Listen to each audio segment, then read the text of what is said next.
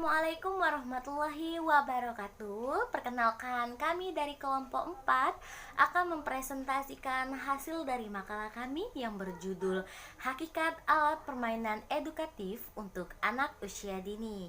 Nah, teman-teman, dalam kelompok kami ini terdiri dari 9 orang. Yang pertama saya sendiri, Ayu Indah Lestari, dan rekan saya Tian Firanti Evrelia, Sri Ramadhani, Vidya Aura, Nanda Dwi Lestarika, Miftahul Jannah, Atia Safira, Emi Riana, dan yang terakhir Rohimah Fitriyah. Oke teman-teman, langsung saja materi pertama akan dijelaskan oleh rekan saya Tian Firanti. Kepada Tian kami persilakan.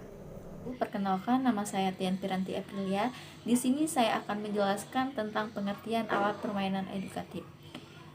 Menurut Gusti dan Kurnia, berpendapat bahwa alat permainan edukatif atau AP adalah macam-macam peralatan atau sesuatu benda yang dapat digunakan untuk bermain, di mana peralatan atau benda tersebut dapat menstimulasi dan mengembangkan seluruh kemampuan anak.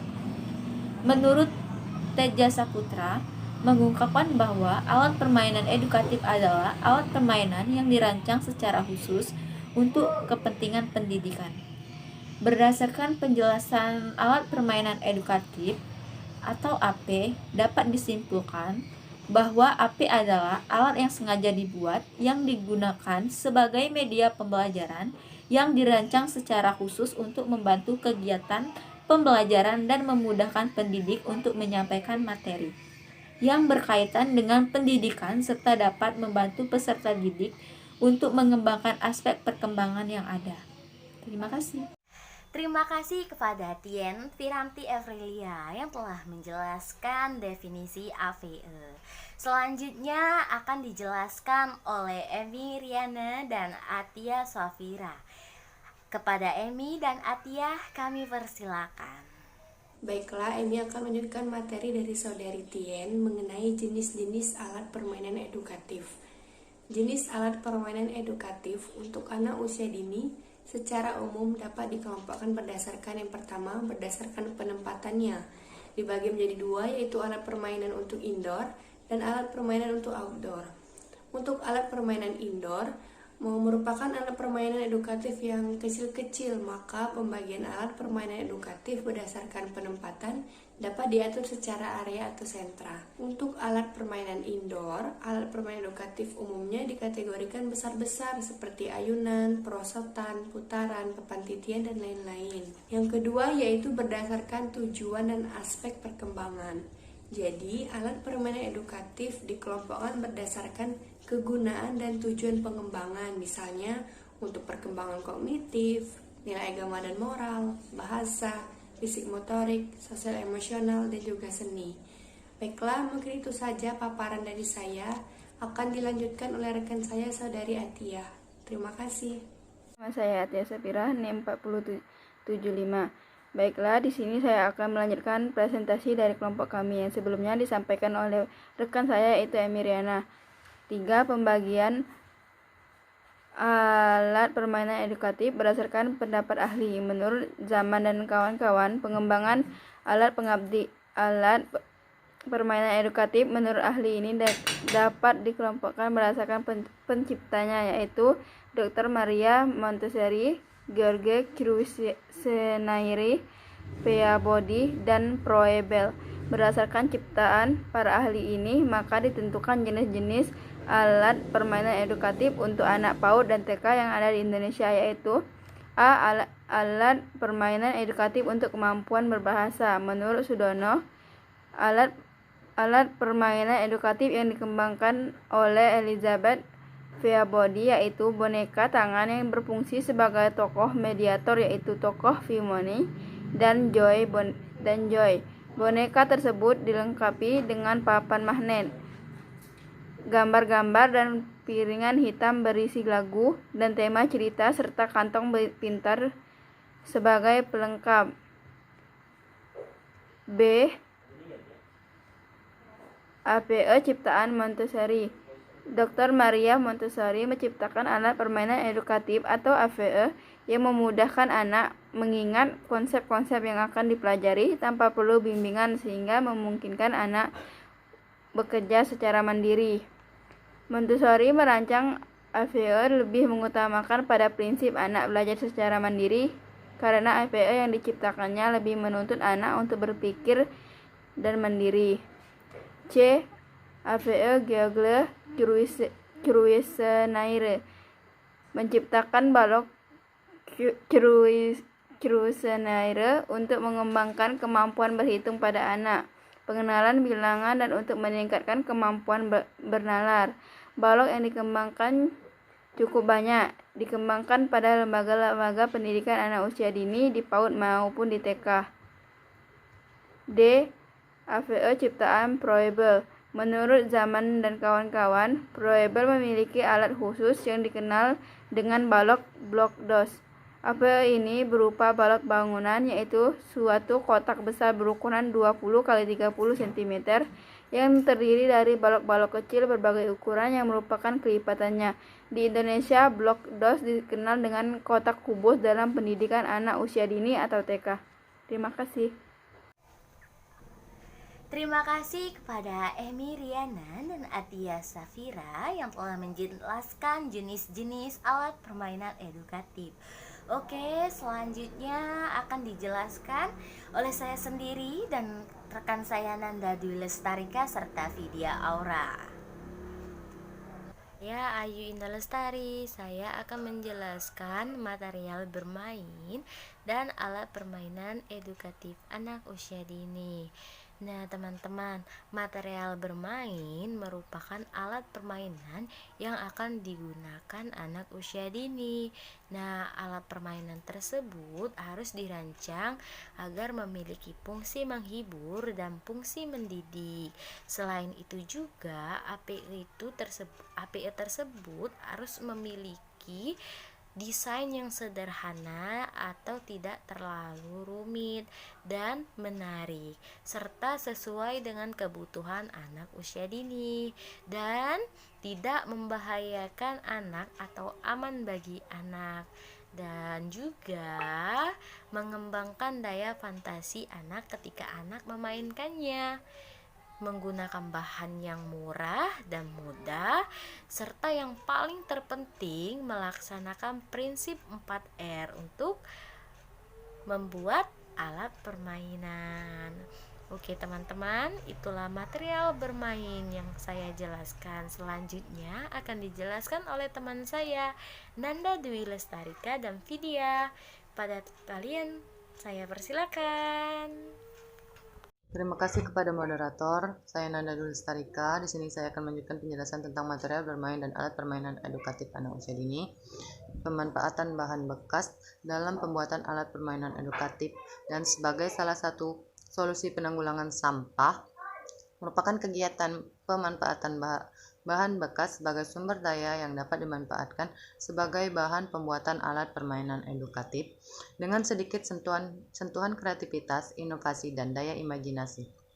Inti dalam pembuatan alat permainan edukatif dari bahan bekas adalah bagaimana menggunakan satu objek atau material bahan untuk membuat barang yang baru, menerapkan prinsip 4R dengan memanfaatkan kertas dan kardus bekas atau cardboard sebagai bahan utama, salah satu solusi masalah penanggulangan sampah di perkotaan.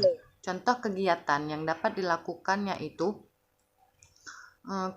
membuat permainan dari kardus kecil yang dapat diputar-putar, membuat miniatur televisi sederhana di mana pada layar terdapat rangkaian gambar yang bisa digeser menggunakan roller atau penggulung, membuat foto magic cups, serta membuat miniatur tempat parkir dari kardus bekas dengan mobil-mobilan mini dilengkapi dengan peraturan lalu lintas. Selain memanfaatkan barang bekas dan mendorong anak agar peduli terhadap lingkungan hidup, kegiatan penggunaan alat permainan edukatif dengan memenuhi subtema ini dapat memenuhi standar tingkat pencapaian perkembangan anak usia dini, yaitu nilai agama moral, fisik motorik, kognitif, bahasa, dan sosial emosional. Sekian, terima kasih. Baiklah, saya Widya Aranardi. Saya akan melanjutkan materi tentang material bermain dan alat permainan APE. Yang ketiga itu ada flanel, fun and fantasy. Subtema ini menggunakan bahan kain flanel sebagai bahan utama. Kelebihan kain flanel sebagai bahan APE antara lain mudah dibuat, dapat dibentuk sesuai keinginan, berwarna cerah, sehingga dapat menarik perhatian anak. Aman bagi anak sebab berbahan lembut, tidak mudah sobek dibandingkan kertas, dapat dicuci dan dapat dibuat sesuai dengan usia perkembangan anak dengan memperhatikan keamanan pemakaian bahan. Kegiatan yang dilakukan adalah membuat replika akuarium yang berisi biota air, membuat kolam bermain berisi ikan-ikan yang dapat dipancing menggunakan magnet, membuat spot block yang dapat digerakkan, dan membuat tiruan manusia mengenal anatomi tubuh manusia. Subtema API dapat mendukung permainan imajinatif, beberapa proses kognitif dan efektif saling berosalisasi, yaitu fantasi, mempercayai suatu simbolisme, integrasi kognitif, dan pemikiran diferent, seperti kemampuan untuk menghasilkan gagasan yang berbeda. Tema, cerita, dan simbol-simbol. Permainan imajinatif memungkinkan anak untuk mengekspresikan perasaan positif dan negatif serta kemampuan untuk mengintegrasikan antara emosi dan kognitif. Dengan berpura-pura memainkan suatu peran, memungkinkan anak memperoleh kesempatan untuk belajar keterampilan berkomunikasi, memecahkan masalah, dan berempati. Setelah mengikuti kegiatan ini, peserta dapat mengharapkan agar diadakan lagi pelatihan serupa secara kontinu agar wawasan para peserta berharap dapat meningkatkan kreativitas dan inovasi para guru PAUD dalam mengadakan media pembelajaran, sehingga tidak ada biaya dalam menyediakan media pembelajaran selain membuat media pembelajaran. Diperkenalkan pula sebagai aktivitas menarik yang dapat memperkenalkan kepada anak dalam proses pembelajaran di sekolah. Baiklah, itulah dari saya. Selanjutnya akan dilanjutkan yaitu materi asumsi dasar. Oke, terima kasih kepada rekan-rekan saya yang telah membantu dalam mempresentasikan tentang material bermain dan APE, yaitu Nanda Dwi Lestarika dan Vidya. Terima kasih. Oke, selanjutnya akan dijelaskan oleh Sri Ramadhani. Kepada Sri Ramadhani kami persilakan. Baik, saya Sri Ramadhani R4003 akan menjelaskan tentang asumsi dasar kebutuhan alat permainan. Bermain adalah kegiatan yang dilakukan berulang-ulang demi suatu kesenangan tanpa ada tujuan atau sasaran yang hendak dicapai. Jadi, apapun kegiatan bila dilakukan dengan senang bisa dikatakan bermain. Bermain dapat berpengaruh terhadap perkembangan fisik, kreativitas, pengetahuan, tingkah laku sosial, dan nilai moral anak. Menurut Lars Erik dalam bukunya yang berjudul Playground Design Outdoor Environments for Learning and Development mengatakan bahwa fungsi bermain adalah sebagai proses pembelajaran mengenai aturan tertentu, sarana pelepasan emosi, dan cara anak memahami dunia dengan melakukan eksplorasi sebanyak-banyaknya. Dan tujuan bermain bagi anak adalah untuk mengeluarkan energi yang berlebihan, melatih dan menyempurnakan insting, persiapan bagi anak untuk kehidupan masa depannya, dan untuk memulihkan tenaga penyegaran setelah kegiatan belajar secara formal. Sekian. Terima kasih kepada Sri Ramadhani atas penjelasan asumsi dasar AVE. Dan selanjutnya kepada Rohima Fitria kami persilakan untuk menjelaskan materi selanjutnya. Baiklah, saya Rohima Fitria. Di sini saya akan memaparkan materi selanjutnya, yaitu tentang syarat pembuatan alat permainan edukatif bagi anak usia dini. Pembuatan alat permainan edukatif ini memerlukan beberapa persyaratan agar alat permainan edukatif yang dibuat menjadi efektif dalam mengembangkan aspek-aspek perkembangan anak. Adapun syarat dalam pembuatan alat permainan edukatif ini yaitu sebagai berikut. Yang pertama yaitu aman, yang artinya alat permainan edukatif tersebut sudah dalam situasi dan kondisi yang tidak berbahaya atau keadaan baik-baik saja. Yang kedua yaitu ukuran dan berat alat permainan edukatif harus sesuai dengan usia anak. Yang ketiga yaitu desainnya harus jelas. Yang keempat, alat permainan edukatif harus mempunyai fungsi untuk mengembangkan berbagai aspek perkembangan anak. Yang kelima yaitu harus dapat dimainkan dengan berbagai variasi, tetapi jangan terlalu sulit sehingga membuat anak frustasi atau terlalu mudah sehingga membuat anak merasa cepat bosan. Yang keenam yaitu walaupun sederhana tetapi harus menarik, baik dari segi warna maupun bentuknya, dan bila bersuara, suaranya harus jelas. Yang ketujuh yaitu alat permainan edukatif harus tidak mudah rusak. Yang kedelapan atau yang terakhir yaitu alat permainan edukatif harus mudah diterima oleh semua kebudayaan karena bentuknya yang sangat umum. Demikianlah pemaparan materi dari saya, kembali ke moderator. Terima kasih kepada Rohima Fitria yang dimana telah menjelaskan syarat pembuatan AVE bagi anak usia dini. Oke, selanjutnya teman-teman, pada akhir kesimpulan akan dijelaskan oleh Miftah. Kepada Miftah kami persilakan. Baiklah, saya Miftah Hujana. Saya di sini akan menyampaikan kesimpulan dari makalah yang sudah kami buat. Alat permainan edukatif adalah alat yang sengaja dibuat yang digunakan sebagai media pembelajaran yang dirancang secara khusus untuk membantu kegiatan pembelajaran dan memudahkan pendidik untuk menyampaikan materi yang berkaitan dengan pendidikan serta dapat membantu peserta didik untuk mengembangkan aspek perkembangan yang ada. Jenis-jenis alat permainan edukatif didasarkan pada penempatannya, yaitu indoor dan outdoor. Berdasarkan tujuan dan aspek perkembangan didasarkan pada 6 aspek perkembangan anak dan berdasarkan pendapat ahli. Menurut Zaman dan kawan-kawan, tahun 2005 dikelompokkan berdasarkan penciptanya, yaitu Dr. Maria Montessori, George Chris-Senair, Peabody, dan Froebel. Bermain adalah kegiatan yang dilakukan berulang-ulang demi suatu kesenangan, tanpa ada tujuan atau sasaran yang hendak dicapai.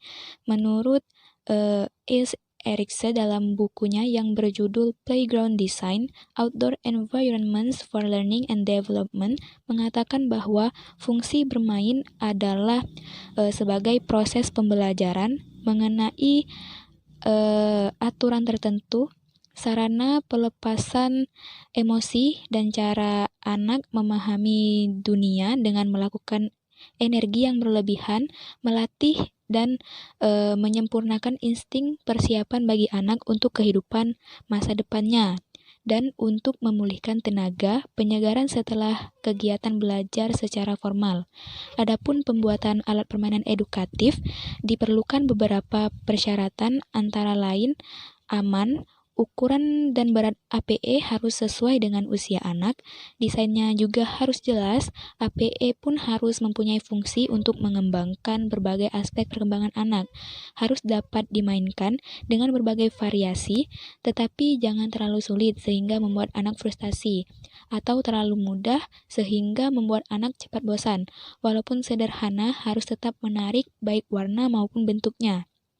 Dan bila bersuara, suaranya juga harus jelas. APE harus mudah diterima oleh semua kebudayaan karena bentuknya sangat umum. APE juga harus tidak mudah rusak.